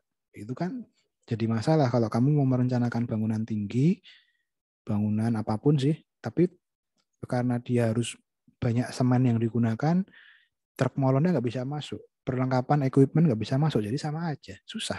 Nah, terus teknologi bahan. Nah, kira-kira mau pakai apa nih struktur utamanya nih? Kayu, baja, logam, beton, atau mau gabungan dari beberapa material namanya komposit. Nah, itu kemudian itu namanya faktor-faktor atau yang dipertimbangkan ya teman-teman ketika kita merancang sebuah sistem struktur. Nah, dari beberapa faktor itu tadi kemudian muncul problem. Wah, ternyata enggak, yaitu kondisi ideal itu kan kondisi yang sebaiknya tercapai. Tapi ternyata kan nggak selalu semuanya ideal tercapai. Ada permasalahan, wah nggak bisa masuk nih para alat beratnya. Wah ternyata ada pengaruh tidak terduga di lingkungan sekitarnya, ada bekas limbah apa dan sebagainya, iklimnya ternyata. Ya itu analisis namanya, mulai analisis dengan mengusulkan alternatif struktur. Ya sama kayak desain ya, namanya alternatif itu sesuatu yang wajib apapun di segi dalam desain. Jadi desain itu nggak ada yang salah, yang ada alternatif yang lebih baik. Jadi ini urutannya semakin ke kanan semakin menemukan alternatif yang lebih baik. Nah, itu sepertinya yang proses yang perlu teman-teman lakukan dalam mendesain. Jangan hanya berhenti di alternatif satu. Dicek dulu segala segi fungsional, estetika, konstruksi gimana. Cocok nggak? Kalau cocok ya sudah berhenti. Tapi kalau belum cocok, lanjut ke alternatif berikutnya. Ya, sampai ketemu alternatif yang lain gitu ya. Jangan cuma berhenti di satu tahap. Oke, lanjut. Terus kalau kita tadi udah ngomongin faktor-faktor, biasanya nanti problem pada struktur bangunan itu biasanya dari segi proses perancangan sudah ada problem juga. Jadi, wah ternyata ruangannya harus luas ya. Strukturnya ruangannya luas tapi harus diletakkan di lantai atas. Gimana caranya nanti? Itu juga dari problem perancangan. Problem filosofi ini juga nih tadi ya, budaya daerah setempat itu mengatur bahwa tidak boleh ada bangunan tinggi misalnya. Jadi problem juga filosofi sekitar. pembebanan, kira-kira gimana nih bangunannya berada di lokasi dengan kondisi tanah yang tidak baik misalnya dan sebagainya. Jadi problem-problem yang muncul ya dari saat mendesain merencanakan struktur. Oke, lanjut. Nantinya sebenarnya yang akan mempengaruhi pemilihan sistem struktur itu ya dari segi arsitektural, misalnya bentuk ruang, ya, bentuk form, ya, nilai, terus faktor lingkungan, bagaimana kondisi angin, kondisi gempa, kondisi airnya, panasnya, bagaimana kondisi tanah. Ini tadi mungkin sudah saya sampaikan di awal-awal tadi. Terus, nah, selanjutnya kalau kita sudah ngomongin bangunan tinggi, tadi ngomongin sistem arsitektural, kita ngomongin bentuk, ngomongin ruang, ngomongin value, permasalahan berikutnya adalah sebenarnya meletakkan core. Nah, core itu mau diletakkan di mana? Core itu mau diletakkan di tengah, di samping, jumlahnya ada berapa? Nah, core itu pada dasarnya adalah kumpulan ruang-ruang utilitas. Nah, ini juga teman-teman perlu menyadari dulu. Core itu kumpulan ruang utilitas, fungsinya sebagai fungsi arsitektural, sebagai kumpulan ruang utilitas. Nah, kalau sebagai struktur, core itu karena dia fungsinya kumpulan ruang utilitas, maka harus aman, maka strukturnya harus kuat, ya kan? Maka strukturnya biasanya dindingnya lebih tebal, ya kan? Dinding sebagai struktur, ya. Bentuknya unsur elemennya elemen dinding, ya. Komponen dinding, bukan komponen batang ya linear, tapi komponen dinding, komponen ruang, struktur yang berupa ruang core, yaitu ditata menggunakan elemen shear wall atau dinding geser. Jadi itulah kenapa alasannya core itu harus kuat, karena isinya ruang-ruang utilitas, misalnya toilet, shaft, tangga, lift, itu makanya harus kuat. Ya, itu masuk akal ya sekarang ya. Kenapa kok core itu harus kuat? Karena memang untuk fungsinya, untuk kebutuhan ruang fungsinya. Terus struktur harus kongruen dengan bentuk susunan ruang. Jadi biasanya penataan struktur itu akan ada modul, akan berulang, akan jadi sesuatu yang tipikal. Karena apa? Akan lebih mudah dalam konstruksinya, ya kan? Dan sebagainya. Oke, lanjut. Ini contoh-contoh peletakan core. Core itu ada yang di tengah, ada juga yang di samping. Bentuknya juga macam-macam, mengikuti ya.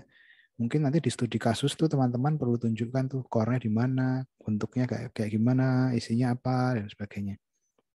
Oke. Ini contoh-contoh peletakan core ya. Ada yang jumlahnya 2, ada yang jumlahnya 1, ada yang 4. Ada yang 1 di pinggir, ada yang 3 di pinggir, ini kan. Nah, macam-macam ternyata. Ya. Oke, lanjut. Pengaruh lingkungan terhadap struktur dari iklim. Kalau kita ngomongin iklim ya nanti akan berhubungan dengan gaya lateral ya. Gaya lateral itu gaya horizontal. Dari segi fisika bangunan yang muai susut. Pernah ini ada kasus, mungkin juga pernah saya ceritakan. Muai susut material. Jadi material itu kalau terkena panas, dia itu bisa memuai, mengembang. Tapi kalau kena dingin, dia itu bisa menyusut. Nah, ini teman-teman mungkin pernah mengetahui prinsip rel kereta api atau prinsip kabel listrik kenapa dibuat renggang gitu ya. Kita kenapa sih kok pernah ngamatin nggak kamu? Kabel listrik kok nggak dibuat tegang gitu, yang dibuat ditarik dari satu tiang ke tiang yang lain, kok nggak dikencengin aja sih Pak, tapi kok dibuat kok sepertinya melintang gitu. Yaitu karena dia kabel itu material kabel itu kalau terkena panas akan memuai gitu, tapi kalau kena dingin menyusut, maka itu harus dipertimbangkan, nggak boleh terlalu tegang. Begitu juga dengan rel kereta api ya toh. Mungkin kalau teman-teman di SMA kan udah diceritain toh sama guru-gurunya, rel kereta api itu ada jaraknya, nggak semuanya nyambung terus, tapi ada jarak yang diberikan untuk muai susut dari material baja, material besi itu, ya toh. Terus, nah kalau ngomongin material ini, ya, saya pernah membaca sebuah kasus yang menarik juga untuk bangunan tinggi. Jadi ini dalam kasus pemasangan kaca. Nah, udah terbayang belum teman-teman, pemasangan kaca tapi untuk bangunan tinggi. Wah, ini horor nih, agak-agak horor ya. Jadi bangunan tinggi, kalau semakin tinggi anginnya semakin kencang, panas yang diterima itu juga semakin banyak karena udah nggak terhalangi oleh pohon, udah nggak terhalangi oleh bangunan yang lain, ya kan. Kaca itu bisa memuai menyusut. Maka biasanya kalau di rumah-rumah kamu punya kaca di rumah, itu rangkanya dibuat agak longgar, ya kan? Kamu kayak bisa gerakin kaca-kacanya sedikit. Ya itu memang sengaja dipakai untuk memuai gitu, untuk ruang untuk memuainya si kaca. Nah, sekarang bayangkan bangunan tinggi waktu itu, ini kisah nyata beneran, ada permasalahannya juga terjadi juga. Jadi si arsitek itu atau si konsultan perencana itu tidak mempertimbangkan muai susut material kaca di bangunan tinggi waktu itu. Bangunan berapa lantai ya? 100 lantai apa tinggi lah pokoknya bangunan tinggi. Yang terjadi apa? Kacanya pecah. Kacanya pecah.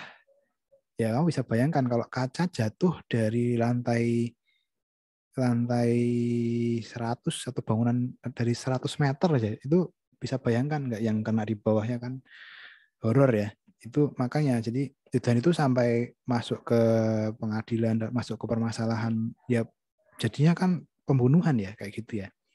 Harusnya kan hal-hal seperti itu nggak terjadi, tapi keteledoran orang, salah satu pekerja di bangunan itu kan jadinya ya masuk penjara atau jadinya. Ya ini tolong teman-teman juga mempertimbangkan itu. Jadi ini namanya pengaruh terhadap pemilihan struktur juga tadi ya, material dan sebagainya. Dan juga korosi. Nah, kalau kena air hujan terus kan ya bisa korosi. Kira-kira gimana ketahanan material? Yang tidak terduga itu dari api, gempa, banjir, ya itu nanti biasanya juga dari lokasi dan daerah di mana dibangunnya ya. Oke, terus kalau kondisi tanah nanti biasanya dijawab dengan sistem substruktur atau sistem struktur yang dibuat di dalam tanah, pondasi, retaining wall, dan sebagainya. Jadi jangan heran kalau nanti bangunan tinggi itu pondasinya bisa jadi berbeda-beda kedalamannya, tergantung kondisi tanah. Nah, ya gitu ya. Terus, oke, nah tadi kalau ngomongin bangunan tinggi juga pasti akan ngomongin angin, fasad. Nah ini semakin tinggi bangunan, anginnya akan semakin kencang. Angin, tekanan. Maka biasanya selubung bangunan, ini besok minggu depan akan kita bahas, teman-teman amati deh. Bentuk bangunan, selubung bangunan akan ada prinsip aerodinamika. Ya, sebuah ilmu yang mengatur tentang perlakuan angin ya, terhadap angin ya. Nah, kenapa sih kok pesawat itu bentuknya dia dibuat melengkung gitu? Ya toh? Ya karena untuk bisa menerima angin, untuk bisa mengatur bagaimana angin itu tidak mengganggu. Ya. Jadi aerodinamis, angin dan sebagainya. Oke. Maka kemudian kalau teman-teman amati juga nanti semakin tinggi biasanya juga semakin mengecil bangunan itu. Enggak yang kemudian kebalik ya, piramida kebalik. Ya. Saya sering banget ketemu orang bikin studio desain bikin bangunan kayak piramida tapi kebalik, gimana nih? Ya semakin ke atas ya beban anginnya semakin tinggi gitu, nggak mungkin dong. Ini berhubungan dengan nyawa orang masalahnya ya, berhubungan dengan keselamatan orang banyak.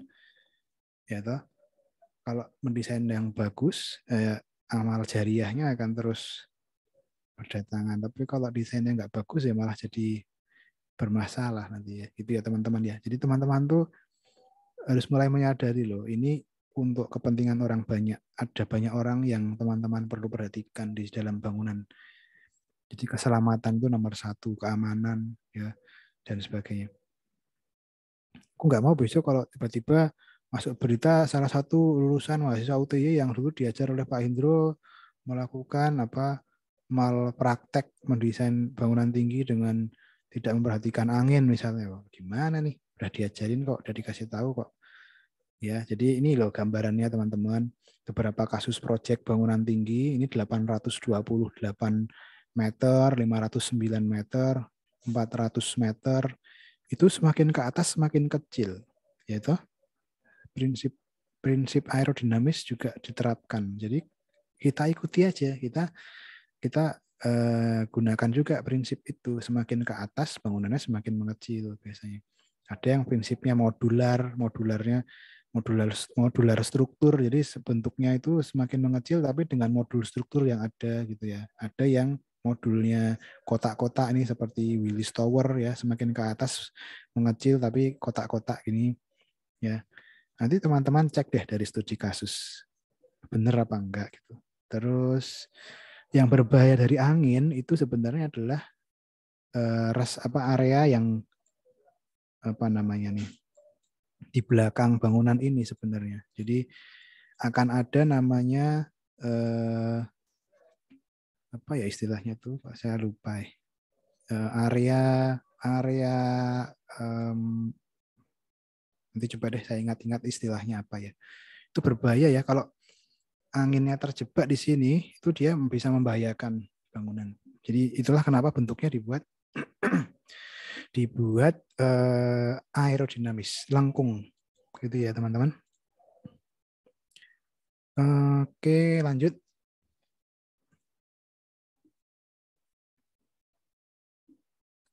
Oke, ini sekarang kita masuk ke unsur. Unsur struktur itu ada unsur linear, unsur garis ya, unsur permukaan atau unsur atau komponen dinding ya. Jadi unsurnya linear, komponennya kolom, balok. Unsur permukaan, komponennya dinding, komponennya plat lantai ya. Berupa luas, ada luasan. Namanya permukaan itu ada luasan. Kalau spasial itu berupa ruang, kumpulan dari beberapa permukaan. Ya. Jadi kalau di bangunan secara umum, kalau yang namanya unsur linear, unsur-unsur berupa garis, itu komponennya ya balok, kolom, cantilever, balok cantilever itu, balok kolom utama, kolom mega kolom itu bentuknya garis-garis. Bracing itu juga linear kan dan sebagainya. Terus kalau yang unsur permukaan ya ada luasan, ada panjang kali lebar. Ya bentuknya bisa horizontal, bisa vertikal. Ya kalau yang horizontal namanya plat lantai. Kalau yang vertikal namanya dinding. Nah, itu bisa jadi struktur juga. Terus kalau yang spasial tadi sudah saya bahas sebelumnya namanya core ya. Atau juga bisa shaft juga itu komponen struktur juga. Oke. Sebenarnya teman-teman ini kalau teman-teman nanti mau mempelajari lebih lanjut, sebenarnya sistem struktur itu cuma kombinasi dari beberapa hal ini tuh. Dari 3 hal utama ini. Jadi sistem struktur itu sebenarnya kalau mau ditarik secara sederhana lagi, itu cuma mengkombinasikan 3 hal, yaitu yang frame, core, sama wall. Udah itu aja. Kalau kamu mau kombinasi frame sama core, jadinya core dan rangka apa namanya rangka batang misalkan, jadinya kan frame gitu kan. Frame and core jadinya kan. Ini. Ada frame sama tube jadinya frame tube, wall sama tube jadinya tube and wall. Ya. Ini cara menggolongkan struktur secara sederhana, sistem struktur secara sederhana. Jadi struktur core dan wall jadinya core dan wall bangunan. Jadi teman-teman menemukan kan ada bangunan yang hanya menggunakan core dan wall aja, nggak ada kolomnya, ya. Atau core dengan frame, frame itu rangka, ya, kolom sama balok. Atau nggak ada core-nya tapi cuman bangunan frame sama wall. Ini biasanya cuma bangunan bertingkat rendah aja gitu kan. Nanti semakin tinggi juga jadinya kombinasi beberapa nih. Oke. Terus oke, mungkin ini saya cepatkan aja. Jadi tadi istilahnya mungkin teman-teman udah tahu ya, kalau gaya lateral, gaya horizontal itu ditahan atau dijawab dengan komponen vertikal, jangan kebalik ya. Kalau komponen horizontal itu menyalurkan gaya vertikal. Gaya vertikal itu ditahan oleh komponen horizontal. Tapi kalau gaya lateral ditahan atau disalurkan oleh komponen vertikal. Ya, jangan kebalik-balik. Oke, terus ini gambaran aja. Semakin ke atas itu semakin tinggi jumlah lantainya, semakin ke kanan jenis sistem strukturnya. Teman-teman bisa amati sendiri. Kalau tadi struktur rangka itu cuma bisa sampai 20 lantai. Kalau mau semakin ke atas sudah pakai tambahan shear wall. Ini semakin ke atas lagi shear wall dan frame ya. Ini untuk material konkret, material beton ya. Intinya semakin tinggi strukturnya semakin komplit, semakin lengkap, semakin banyak ya. Enggak semakin simpel malah semakin komplit. Intinya gitu. Terus nah ini juga kita ngomongin teknologi equipment tadi yang saya bahas. Mau bikin bangunan tinggi tapi nggak bisa dicapai sama crane. Nah, crane itu kan seperti ini nih. Yang membantu memindahkan material ya, diangkut ke atas ya. Terus kalau bangunannya sampai 100 lantai, crane-nya gimana? Crane kan cuman bisa 40 lantai misalnya. Kalau sampai 100 lantai gimana dong? Nah, coba teman-teman cari teknologinya. Apakah dipompa, apakah dibawa pakai ember gitu, jadi ada pekerjanya bawa satu-satu gitu atau gimana? Nah, equipment itu juga bisa nanti eskalator, elevator untuk vertikal ketika proyek konstruksinya itu juga akan ditanyakan. Kira-kira naik ke atasnya pakai apa? Kalau bangunan 10 lantai naik tangga masih oke. Kalau bangunan yang nanti sudah skyscraper, pekerjanya dulu deh. Pekerjanya naik ke atasnya gimana? Nah, itu coba tuh teman-teman cari. Terus ada lagi konstruksi, ada crane, ada forklift, ada bulldozer, ada backhoe, ada scraper, ada shovel. Ini istilah-istilah itu mulai teman-teman cari, mulai teman-teman pahami ya. Alat-alatnya apa aja. Oke. Teknologi ya. Nah, teknologi tadi juga saya sampaikan, teknologi juga ada ketika proses perancangan, proses mensimulasikan, menganalisis. Jadi jangan heran kalau sekarang teknologi sudah sangat berkembang, bahkan sampai ke robotik juga. Jadi sudah mulai apa ya istilahnya, mungkin nggak tergantikan sih, tapi mungkin ada kolaborasi antar manusia dengan robot. Ya, bahkan sampai dulu tuh kan memodelkan bangunan yang belum jadi itu kan sangat susah sekali ya. Dengan teknologi virtual dan augmented reality, kita sekarang sudah sangat mudah sekali. Oh, ternyata bangunannya akan jadi seperti ini ya. Oh, dengan skala 1:1 kita bisa lihat utilitasnya nanti pipanya lewatnya situ gitu. Panjang pipanya berapa. Jadi bisa langsung tervisualkan.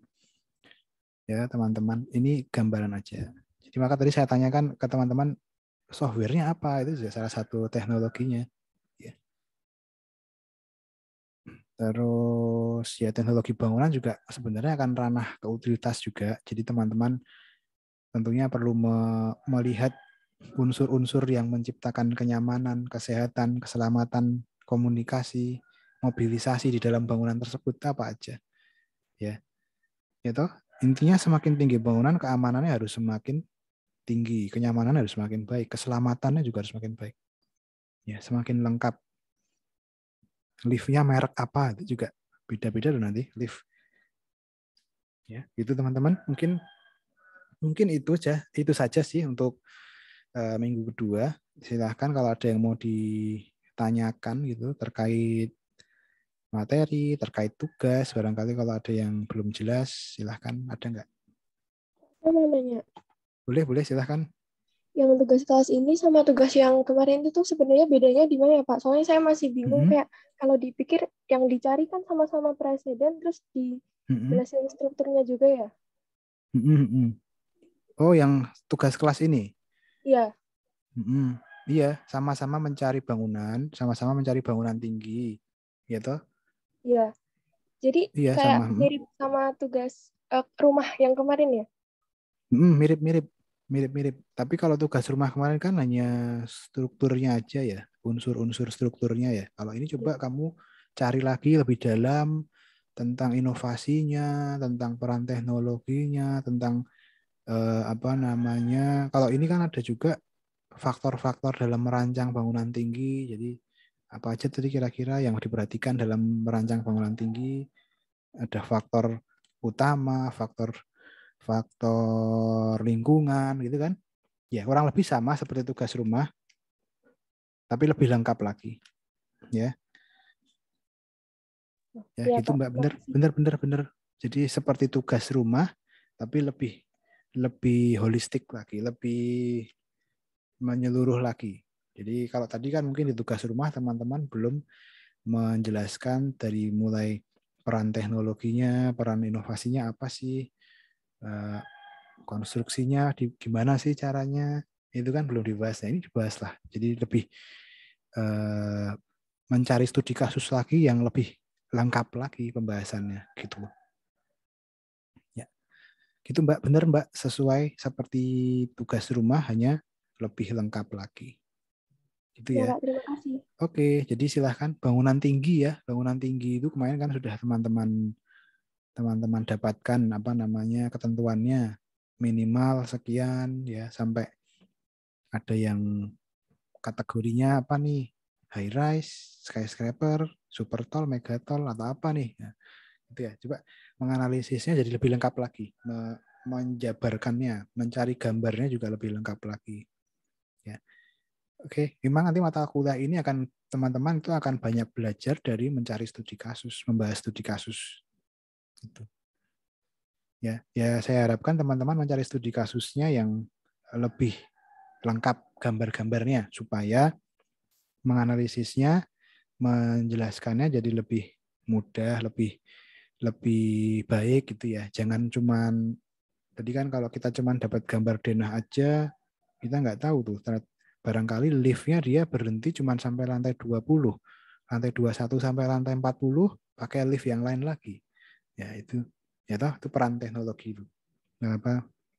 Teknologi akses vertikal loh. Membagi jadi beberapa jenis akses vertikal. Ada nggak yang lift super cepat? Ada nggak yang lift khusus? Misalkan apartemen ya liftnya khusus dipakai oleh orang yang tinggal di Gria Tawang lantai paling atas gitu misalnya. Jadi coba itu ya Mbak ya. Oke, ada lagi mungkin teman-teman yang mau ditanyakan?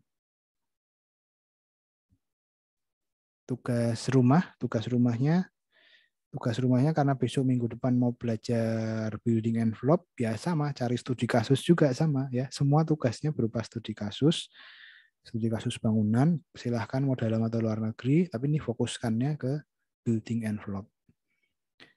Nah, kalau yang di tugas kelas tadi kamu juga jangan lupa jabarkan atau sebutkan di kasus bangunan yang kamu temukan tadi, studi kasus yang kamu temukan, unsur strukturnya yang mana, unsur linear, unsur permukaan, unsur ruang di dalam studi kasus itu ditunjukkan, terus komponennya.